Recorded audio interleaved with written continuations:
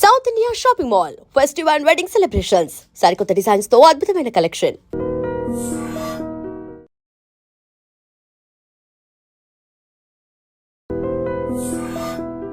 Almost ఆ పుకార్ ఏదో వచ్చింది నిన్నో మొన్నో, స్వయంగా ఆయనే ప్రొడ్యూస్ చేయించుకున్నారు సినిమా అని చెప్పి, మీ చేత తీయించుకోవాలని చెప్పి. ఇంకెవరు అంటే అలాగే ఉంది వింటూ ఉంటే, అంత గ్లోరిఫైడ్ గా వినిపిస్తుంది. Is it true that is he involved in any way?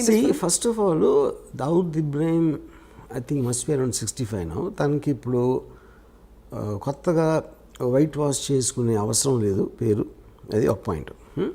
రెండోది, నేను చేస్తున్నది ఏది తను చేసింది చేయలేదని చెప్పడం కానీ, తను చెయ్యింది చేసాడని చెప్పడానికి ఈ సినిమా ఉద్దేశం కాదు. ఈ film actually it is more or less. For example, he killed a person called Alamzeb 1983లో, 82-83లో. ఆలంజేబ్ అని ఒక అతన్ని మర్డర్ చేశాడు అని వినటానికి ఒకలాగా ఉంటుంది. అసలు ఆలంజేబ్ ఎవడు, వాడేం చేశాడు, ఎందుకు చంపాడు అని మీరు తెలుసుకున్నప్పుడు అది హ్యూమన్ యాంగిల్ అవుతుంది. అప్పుడు ఆ ఇద్దరు వ్యక్తులు ఎవరు, ఎలాంటి వాళ్ళు, వాళ్ళ బ్యాక్గ్రౌండ్ ఏంటి, వీళ్ళకున్న రిలేషన్షిప్ ఏంటి, అసలు వాళ్ళ మధ్యన ఏం జరిగింది, ఇవన్నీ మీరు తెలుసుకోకుండా కేవలం ఒకడు మర్డర్ చేశాడు కాబట్టి ఆడు మంచోడ చెడ్డోడ అనేది I think that is what I'm trying to fight. So ఇదంతా మీరు ఏంటి అందరు థింకింగ్ మార్చాలనుకుంటున్నారా? ప్రధాన వెనకాల ఉంటుంది లేదో ఎంటర్టైన్మెంట్ వాల్యూ అంటారా? I want to tell the story. I just am interested in understanding human emotions. Right. Yeah. And I'm coming back to the same question, Ramu garu. ఇప్పుడు ఒక చిన్న ఎగ్జాంపుల్ చెప్తాను మీకు. మనందరూ ఎన్నది ఏంటంటే, ఒక సెకండ్ వరల్డ్లో నాజీ కాన్సన్ట్రేషన్ క్యాంప్స్లో జరిగిన ఘోరాతి ఘోరమైన థింగ్ అది ఇంతవరకు ప్రపంచంలో ఎప్పుడు జరగలేదు. వాళ్ళు తిండి పెట్టకుండా అస్థి పంజరాల్లాగా వాళ్ళు అయిపోయి, వాళ్ళ గోతులు వాళ్ళే తీసుకోవాలి, వాళ్ళు చచ్చిపోవటం. ఎందుకంటే ఎక్కడ గొయ్యి తీసుడు అవ్వడు లేడు కాబట్టి వాళ్ళు రాగానే ఫస్ట్ వాళ్ళతో గొయ్యి తవ్వించి ఇంకా వాళ్ళకి వాళ్ళు చూసుకోలేని పరిస్థితికి వచ్చేసరికి అందరినీ గోతు దగ్గర నిలబెట్టి గన్తో షూట్ చేసి వాళ్ళు గోతులు పడిపోయిన తర్వాత పాతిపెట్టారు. ఇది వింటే అసలు మనకి ఒళ్ళు అసలు ఎలాంటి మనుషులు ఇది చేస్తారు, చేయగలుగుతారు. ఒకటి చేశారు, కానీ వాళ్ళు మనలాంటి మనుషులే కదా, మనం ఎప్పుడు చేయగలుగుతాం, చేయలేం. దీని మీద నేను చాలా బుక్స్ చదివి ఎలా ఎందుకు జరిగింది అంటే, ఇప్పుడు వాళ్ళు ఒక పిచ్చోళ్ళు అన్నవి ఉండాలి, లేకపోతే అలా చేసినందుకు వాళ్ళకి ఏదైనా, ఇప్పుడు ఫర్ ఎగ్జాంపుల్ పోలీసులు కొట్టారు అనుకోండి, ఆడిని టార్చర్ చేసి వాడిలోంచి ఒక నిజం తెప్పించడానికి ట్రై చేస్తారు, అదొక కారణం ఉండొచ్చు. Coming back to the concentration camps, నేను ఫైనల్గా ఏం రియలైజ్ అయ్యానంటే, ఇప్పుడు హిట్లరు టోటల్గా జ్యూస్ అందరినీ జర్మనీలోంచి పంపించారు. అందరినీ కలెక్ట్ చేసుకుని హోల్డింగ్ ఏరియాలో పెట్టి ఒక చోట అక్కడి నుంచి ట్రాన్స్పోర్ట్ చేయాలనేది ఫస్ట్ డెసిషన్. ఓకే, ఈ డెసిషన్ ఎక్కడ పెట్టుకొట్టిందంటే, ఈ పోలాండ్ తోటి వార్ స్టార్ట్ అయింది, అక్కడి నుంచి గ్రేట్ బ్రిటన్ అటాక్ చేసింది. సడన్గా మొత్తం ట్రాన్స్పోర్టేషన్ అంతా కొలాప్స్ అయిపోయి వీళ్ళని ట్రాన్స్పోర్ట్ చేసే పరిస్థితి పోయింది. పోయేసరికి ఆల్రెడీ కలెక్ట్ చేసి అందరూ వచ్చేస్తున్నారు కాబట్టి వాళ్ళకి పెట్టడానికి వార్ జరుగుతుంది. మొత్తం అందరూ సోల్జర్స్ అందరూ వార్లో బిజీగా ఉన్నారు. వీళ్ళని గార్డ్ చేయడానికి మనుషులు లేరు. అప్పుడు ఏం చేశారంటే, చాలా స్ట్రిక్ట్ పనిష్మెంట్ ఇవ్వకపోతే వాళ్ళు భయపడరు. లైన్లో నుంచోండి అంటే నుంచోట్లేదు అనుకోండి, మీరు 3-4 సార్లు చెప్తారు. కానీ ఉన్న 4-5 గార్డులు 100 మందిని చేయాలి అంటే ఎవరన్నా లైన్లో నుంచోపోతే టపాక్కని షూట్ చేసి పడేసారు. ఆ భయంతో చచ్చినట్టు లైన్లో నుంచోవాలనేది పాయింట్. రేషన్స్ లేవు, తిండి లేదు, బయట నుంచి రావట్లేదు. అందుకని ఏం చేశారంటే, ఉన్న దాంట్లో సర్దుకోవాలి కాబట్టి చిన్న బ్రెడ్ మొక్క, ఒక చిన్న సూప్ ఏదో ఇచ్చారు. ఆబ్వియస్లీ అది న్యూట్రియంట్ సరిపోదు కాబట్టి the kept on becoming thinner and thinner. తర్వాత లేబర్ వచ్చి గోతులు తవ్వటానికి వాళ్ళు లేరు కాబట్టి ముందు ట్రైన్ దగ్గరనే వాళ్ళతో ఫస్ట్ గోతి తవ్వించేసుకుని, ఎందుకంటే తర్వాత వాళ్ళకు కూడా శక్తి ఉండదు తవ్వటానికి. ఇవన్నీ ప్రిపరేషన్ చేసి ఇది చేశారు. సో ఇవన్నీ మీరు అన్నారు అనుకోండి, మీరున్నా నేనున్నా అదే చేసేవాడు. ఏది ఆ పరిస్థితికి తీసుకొచ్చింది ఎవరు? హిట్లర్. ఒక డెసిషన్. హిట్లర్ ఆ డెసిషన్ ఇలా చంపాలని చేసాడా? చేయలే. తను అనుకున్నది ఏదో వర్కౌట్ అవ్వలేదు అక్కడ. So every decision will create situations which not are necessary in your control after some time. You know, అప్పుడు నేను ఈ బుక్ మొత్తం చదివితే నాకు వాళ్ళ మీద కూడా చాలేసింది. ఇది ఎవరైతే ఇదంతా చేశారో యూనో ఆ డెసిషన్స్ తీసుకోవడానికి. అప్పుడు కేట్ విన్స్లెట్ది రీడర్ అనే ఒక టెరిఫిక్ సినిమా వచ్చింది. She worked as a guard in one of these camps మాట. ఫైర్ యాక్సిడెంట్ జరిగితే ఎవరు తప్పించుకోవకుండా ఉండటానికి తను తీల ఏది మన అదే ప్రిజనర్స్ తప్పించుకోకుండా చెయ్యాలని అమ్మాయిది జాబ్ అక్కడ. ఎప్పుడైతే గేట్లు తీయలేదో వాళ్ళు చచ్చిపోయారు. దాని మీద కోర్ట్ ట్రయల్ జరిగినప్పుడు వాట్ వర్ యూ డూయింగ్ అంటే I was doing my job అంది. నాకు నా గవర్నమెంట్ ఇచ్చిన జాబు ఎట్టి పరిస్థితుల్లోనూ వీళ్ళని తప్పించుకోవడానికి వీల్లేదు. అప్పుడు ఇలాంటి పరిస్థితి వచ్చినప్పుడు ఆ డెసిషన్ సొంతంగా తీసుకోలేరా అనేది పాయింట్ అక్కడ. ఇవన్నీ అంటే వీటికి మీరు ఇస్తున్న జస్టిఫికేషన్ అండర్స్టాండ్, దాని వెనకాల ఒక కారణం ఉంటుంది, ఒక ఆంతర్యం ఉంటుందని చెప్పి. బట్ దాన్ని దీంతో ఒక విల్లింగ్గా కావాలని వచ్చి ఒక పవర్ కోసం ఎస్టాబ్లిష్ చేసుకున్న ఒక క్రిమినల్, ఒక గ్యాంగ్స్టర్ ఇప్పటికి కూడా ప్రపంచం వెతుకుతుంది ఆయన కోసం. సో అటువంటి సినిమా మీరు తీశారంటే ఖచ్చితంగా 2 కారణాలే ఉండాలి. ఇప్పుడు నయీం గురించి విన్నప్పుడు కూడా నయీంకి ఏదో టెలివిజన్ ఛానల్ పెట్టాలనే ఒక తపన ఉండేదని, ఆయన టీవీలో కనిపించడానికి ఇష్టం అని, అలాంటి ఫ్యాన్సీస్ వాళ్ళకు ఉంటాయని చెప్పి గ్యాంగ్స్టర్స్కి.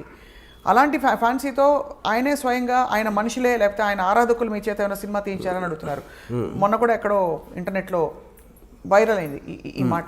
Is it right? Is it true? That's not true. First of all gangster అనేది ఒక వర్డ్. అది గ్యాంగ్స్టర్ అనే దాని మీనింగ్ ఏంటి? ఒక గ్యాంగ్ని నడిపేవాడు, లేకపోతే గ్యాంగ్లో పనిచేసేవాడు. ఆయన కాదా gang is organise. Of course organise crime అనేది గ్యాంగ్స్టర్ బేసిక్గా.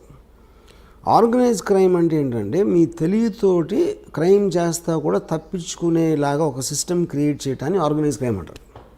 లేకపోతే మామూలు క్రైమ్ అది అప్పటికప్పుడు ఏదో అనుకుని ఒకళ్ళిద్దరు చేసేది. ఒక గ్రూప్ ఆఫ్ పీపుల్ కూర్చుని ప్లాన్ వేసి ఇలా చేస్తే మనం పట్టుబడం, ఇలా చేస్తే మనం పైకి వస్తాం, ఇలా చేస్తే అలా అవుతుంది అని ఒక ప్లాన్ ప్రకారం ఒక గ్రూప్ ఆఫ్ పీపుల్ చేయటాన్ని ఆర్గనైజ్ క్రైమ్ అంటారు. So for example D company ఉందనుకోండి. డీ కంపెనీ నేను ఒక 1999-2000లో ఒక ముంబై పోలీస్ కమిషనర్ శివానందన్ అని ఉండేవారు. ఆయన అడిగాను, డీ కంపెనీలో ఎంతమంది ఉంటారు అనుకుంటున్నారు? నేను ఒక మేబీ 2-3,000 మ్యాక్సిమం 20 మంది ఉంటారు. నాకు షాక్ అది. అంటే ఎందుకంటే ఎంత ఎక్కువ మంది ఉంటే న్యూస్ బయటకు వచ్చేటప్పుడు అంత ప్రమాదం ఉంటుంది. అన్ని నోళ్ళు మూయించాలి, అన్ని నోళ్ళను కంట్రోల్ చేయాలి. అది చాలా క్లోజ్ గ్రూప్ ఉంటుంది. కానీ డీ కంపెనీ కోసం పనిచేసే వాళ్ళు వేలల్లో ఉంటారు. కానీ వాళ్ళు ఎవ్వరికి కూడా డీ కంపెనీ పనిచేస్తున్నట్టు తెలియదు చాలామందికి దాంట్లో. Which is the whole power of an organization. They don't know their employer. అంటే ఇది కంపెనీ ఉండొచ్చు. ఫర్ ఎగ్జాంపుల్ నా దగ్గరికి ఎవరు ప్రొడ్యూసర్ వస్తాడు. ఆ ప్రొడ్యూసర్ వచ్చి నేను మీద సినిమా తీస్తానంటాడు. సో ప్రొడ్యూసర్ పేరు ఏదో ఉందాడు, అది సపోజ్ అటు సినిమా తీస్తాడు. సినిమా అనేది లీగల్ బిజినెస్. అప్పుడు నేను తీస్తాను సినిమా, కానీ అతను డీ కంపెనీ మనిషి. కానీ నేను పనిచేసేది ఎవరికి? ఇతనికి. ఇప్పుడు మీరు కలిసిన ప్రతి ఒక్కరు వాళ్ళ బ్యాక్గ్రౌండ్ మీకు తెలియదు కదా, తెలియడానికి ఛాన్సే లేదు కదా, you know. So this is how సట్లీ it operates. ఇప్పుడు అలా మీ ఎంప్లాయర్ మీకు తెలియదేమో? తెలీదు, ఎవరికి తెలియదు. బాంబేలో చాలాసార్లు మీకు ఇలాగా భరత్ భాయ్ షా కేసులో చోరీ చుప్కే సల్మాన్ ఖాన్, ప్రీతి జింటా, రాణి ముఖర్జీ అలాంటి యాక్టర్స్ ఉన్న పిక్చరు నాజిమ్ రిజ్వీ అని ఒకటి ప్రొడ్యూస్ చేశాడు. భరత్ భాయ్ ఫిల్మ్ ఫైనాన్షియర్, ఆయన ఎన్నో సంవత్సరాల నుంచి చేస్తున్నాడు. నాజిమ్ రిజ్వీ అండర్ వరల్డ్ మనిషి అని సినిమా సగమయ్యాక తెలిసి అది ఎవరో చెప్పారు. కానీ అండర్ వరల్డ్ మనిషి అంటే ఏంటి అసలు అర్థం ఏంటి? ఫస్ట్ అది చెప్పండి. అండర్ వరల్డ్ మనిషి అంటే మీరు డైరెక్ట్గా క్రైమ్ చేసేవాళ్ళు ఒకళ్ళు ఉంటారు. అంటే డైరెక్ట్ క్రైమ్ అంటే ఏంటి? లీగల్ డెఫినేషన్లో. సెకండ్ డిగ్రీ వాళ్ళేమో వాళ్ళు వాడుకుంటారు, అది కొంచెం ఫోన్ చేసి చెప్పారా అని. వాడు చేయడు. కాకపోతే employing the threat, the company వాళ్ళు నాకు తెలుసు అనే ఒక ఇన్ఫర్మేషన్ తోటి ఇంటిమిడియేట్ చేయటం అదొక పద్ధతి. మూడోది, మీరు లీగల్గా చేయలేని పనులు కొన్ని వాళ్ళు మీకోసం ఇల్లీగల్గా చేస్తారు. మీ బుక్స్లో అన్నిట్లో అలా ఉంటుంది. కానీ మీరు వేరేగా చేసేయని వాళ్ళు ఒక సెపరేట్ టీంతో వాళ్ళు చేస్తారు. ఓకే, ఫర్ ఎగ్జాంపుల్ లీగల్గా మీరు ఇంపోర్ట్ చేసుకున్నారు అనుకోండి, ఒక 100 VCRలు ఆ టైంలో చెప్తున్నాను, ఇల్లీగల్గా 500 VCRలు వస్తాయి.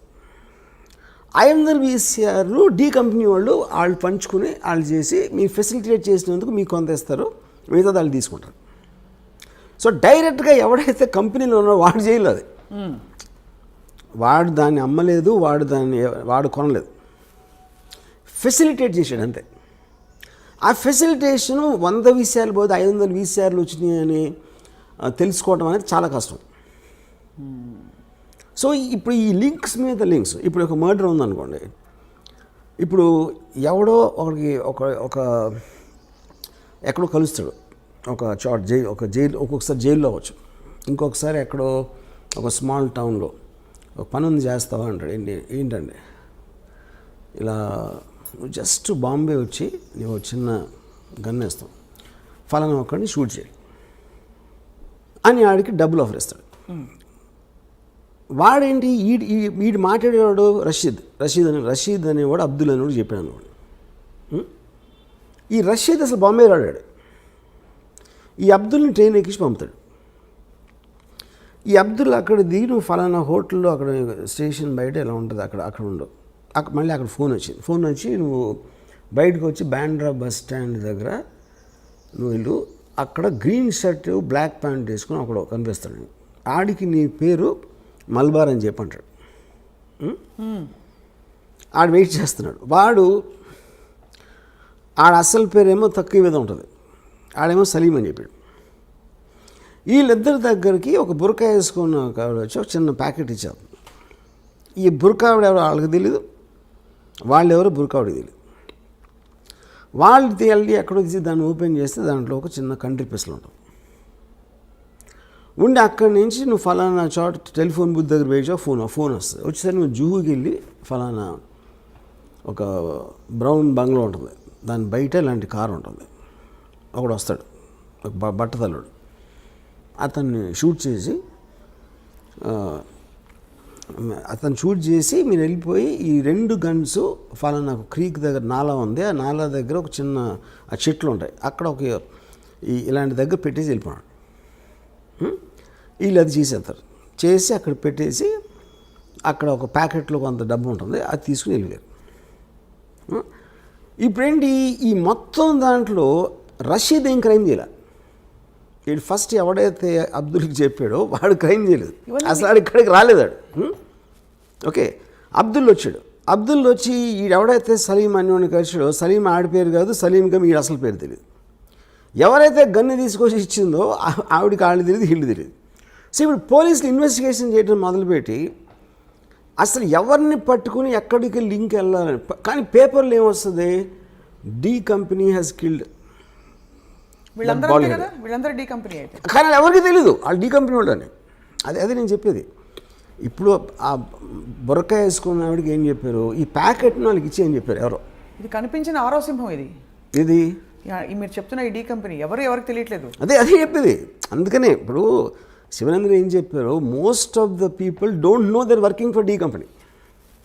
అది ఎప్పుడు తెలుస్తుంది అంటే వీళ్ళందరికీ ఇద్దరు ఎవరైతే షూట్ చేశారో వాళ్ళిద్దరికీ పేపర్లో చదివాక తెలుస్తుంది వాళ్ళు డి కంపెనీ కోసం చేశారని. సో అప్పుడు ఏమంటాడు, పట్టుబడ్డాడు అనుకోండి, నేను డి కంపెనీ అంటాడు ఆ పేపర్లో చదివాక. కానీ డి కంపెనీ అని చెప్పినా సరే వాడి నుంచి అసలు ఆడికి ఎవడైతే చంపాడో వాడికి లింక్ లేదు. ఫస్ట్ ఆడిద్దరికి బ్యాక్గ్రౌండే లేదు. ఈ గన్ ఎక్కడ దొరికింది, ఎవరో బుర్కాలు ఇచ్చారు, ఆ బుర్కాని ఇంపాసిబుల్ ట్రేస్ చేయడం. అసలు ఇది ఎక్కడికి ఎందుకు వచ్చాడు, రషీద్ ఆడు ఏమీ చేయలేదు crime.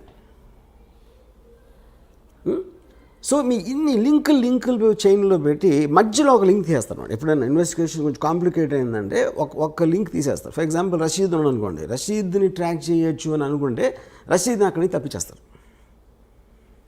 So this is what is called organised crime. కానీ ఈ మొత్తం దీంట్లో మీకు మెయిన్ బాసెస్ ఎవరైతే ఉన్నారో దుబాయ్లో కానీ ఎక్కడైనా వాళ్ళ పేరు అసలు ఉండదు. అక్కడ వాళ్ళు దుబాయ్లోనే ఉన్నారు. వాళ్ళు దుబాయ్లో ఉండొచ్చు, కరాచీలో ఉండొచ్చు, కెనియాలో ఉండొచ్చు, వేరే కంట్రీస్లో ఉంటారు, నాట్ ఎట్ వన్ ప్లేస్. కానీ పాయింట్ ఏంటి, వాళ్ళని దీంట్లో బుక్ చేయడం అనేది ఇంపాసిబుల్ అసలు మీకు తెలిసినా కూడా. కానీ వాళ్ళ పేరు తెలియని ఎందుకు అనుకుంటారు, వాళ్ళకి బ్రాండ్ కావాలి. ఇప్పుడు ఎవరో తెలియని వాడు మీకు ఫోన్ చేసి బెదిరించాడు అనుకోండి, మీరు బెదరు కదా, డి కంపెనీ నుంచి ఫోన్ చేస్తున్నాను బ్రాండ్ కావాలి అక్కడ. అది ఎవరైనా చెప్పుకోవచ్చు కదా, చెప్తారు కూడా. ఇప్పుడు మన కెమెరా చెప్తారు, ఎవరైనా చెప్పుకోవచ్చు, చెప్తారు కూడా. కానీ వాళ్ళేని ఎట్లా నమ్మి భయపడతారు? ఇప్పుడు ఇంకా ఛాన్స్ తీసుకోవాలంతే. ఇప్పుడు నేను అంటే I trying to understand the model అంతే. అదే 100% చాలాసార్లు ఈ పెద్ద పెద్ద పేర్లు ఉన్న ఈ పరిటాల రవి కానీ ఫర్ ఎగ్జాంపుల్ ఫ్యాక్షన్ లీడర్స్ వాళ్ళ పేర్ల మీద వేరే వాళ్ళు చాలామంది చేస్తారు అది. సో ఇదంతా ఎక్కడ సేకరించారు వర్మ గారు మీరు ఈ ఇన్ఫర్మేషన్? మీరు డీ కంపెనీ మనుషులతో మాట్లాడారా? I spoke to somebody. నాకు ఒక అప్పా చాచా అని ఒక 79 మనిషిని కలిసాను ఒక 2 years back. He is actually member of the D gang. దొంగరిలో ఫస్ట్ స్టార్ట్ అయినప్పుడు he saw Dawood Ibrahim from when he was 18 years old. He met him. He was with him. అంటే అదే ఏరియాలో ఉంటారు అందరూ కలిసి అదే ఆడుకునే వయసు నుంచి ఈ knows Dawood Ibrahim. She was a part of the D gang on the beginning yearsలో. అంటే ఆల్మోస్ట్ దావుద్ ఇబ్రాహిం ఇక్కడ నుంచి 85లో వెళ్ళిపోయాడు బాంబే నుంచి. అప్పటి వరకు he was very close to the inner circle you know. So అలాగా కొంతమంది రిటైర్డ్ పోలీస్ ఆఫీసర్స్, కొంతమంది జైలు నుంచి బయటకు వచ్చిన వాళ్ళు, కొంతమంది ఆ టైంలో చాలా హెవీగా ఇన్వాల్వ్ అయ్యి మళ్ళీ మధ్యలో వచ్చేసి లీగల్ బిజినెస్లోకి వచ్చేసారు కొంతమంది. సో ఇలా ఒక 10-12 పీపుల్ నుంచి నేను సేకరించాను.